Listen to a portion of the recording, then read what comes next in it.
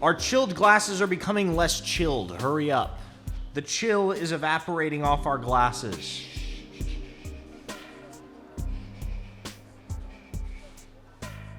You're wasting time. Isn't that better? Sure. Hello, everyone, and welcome to another episode. Hello, everyone, and welcome to another episode of Thirst, the show where we drink stuff, talk about stuff, and we talk about the stuff that we drink. We're back. We don't have to drink an entire bottle of something. Oh, great. What we have today is just a giant bottle of something, so I figured we're we'd gonna each drink have it a all glass. between us. Let me see it. Like, do you think it's big enough that we can each have more than one glass? Let me see it. All right, so sparkling pomegranate lemonade, product of France, all natural flavor, 38.3 fluid ounces. There is no manufactured brand. by Gaille Frères. I don't know what that accent was. I got it at Ross for $2. So it's a soda basically. Two antioxidants. Two antioxidants. Yeah. It's like if you mixed Mountain Dew and then pomegranate juice. Nope, you know what it tastes like? Cranberry Sprite. That's what it tastes like. I don't do well on like online dating apps because I'm not like I'm not like ugly, but I'm like not necessarily like the prettiest guy on the app. So you're ugly. I am pretty ugly. But what I kind of have going for me is I'm pretty funny. So that's really what I have to hone in on. So, this spring break trip, we're basically going to drive through America for a week. So our plan for this trip is to hit as many states as possible. Another purpose of our spring break trip is to eat at PDQ as many times as possible. We will eat at PDQ once. We will eat there more than once. We will eat there once so that we can try as many places as possible. I will eat there more than once. You can eat there more than once. I don't care. What is DC known for?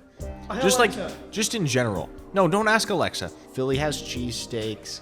Seattle has grunge. New Orleans has the beignets and the gumbo and that kind of thing.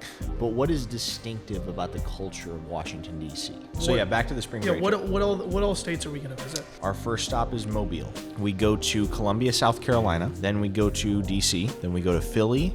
Then to Charleston, West Virginia, then to South Bend, Indiana, whilst making a detour in Michigan. Then from South Bend to Memphis, and then from Memphis back to Shawnee. 25 states is half the U.S., right? We would cover half the U.S. in the span of 8 days. But it'll be legend...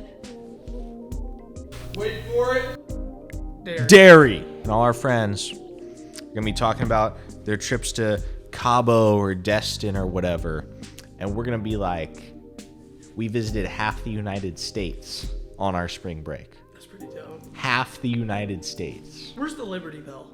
Philadelphia. I would not lick the Liberty That's Bell. garbage. Why wouldn't you do that? For the same reason that I wouldn't lick Aaron Rodgers if I ever met him. Because How dare you? How dare you compare our country's freedom, a symbol of our country's freedom, to a guy who's good at throwing the football? Aaron Rodgers is a symbol of our country's freedom, really. I'll throw you into the sun. Just because something or someone is famous doesn't mean you lick it or them.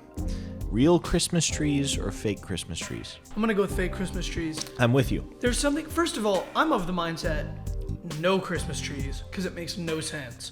It's like the Easter bunny thing and chocolates and all that. Like, how are we going to celebrate Jesus' birth? Oh, how about we put lights outside and throw a living being, cut down a living being, and put it in our house when it barely fits? Like, Christmas trees are super dumb. Why would you want to bring foliage into your house? Especially when it operates like a Christmas tree. Also, sap is sticky. Trees get everywhere. Yep. Those little needle guys are going to get all over your house. But I mean, the same is true for a cheap fake Christmas tree.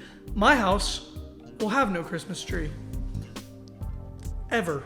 A fake Christmas tree from a logistical standpoint is so far superior to a real tree. Trying to get a real Christmas tree off your car, through your door, stood up in your house, inside the tree stand, and then you gotta water it for weeks and weeks and weeks, and it drops needles everywhere, and they're all over your house. And then, wait for it, you gotta do all that stuff in reverse order once Christmas is over. You know what you do with a fake tree?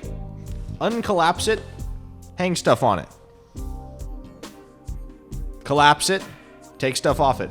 Okay, nudism, right? Let's talk about this for a second. Those colonies, how do they work? How do they make money? How do they survive? Or does everyone just kind of like farm together? What about driving? There's no Walmart in the nudist community. I give this bev an 8. Hey! I'm sorry, did the middle of my sentence interrupt the beginning of yours? Yes, it did, Shut but I up forgive and let you. me finish my sentence. It's okay, I forgive And then you you. can rate your beverage. So I give this beverage an 8. Oh, I'm going to hit you. This beverage is an 8. All right, you can follow me on Instagram and Twitter at Baylor Travis. You can follow him on Instagram and Twitter at Parker Thune. You can follow the show on both of those at Thirst Show. And we'll catch you next week. Have a great...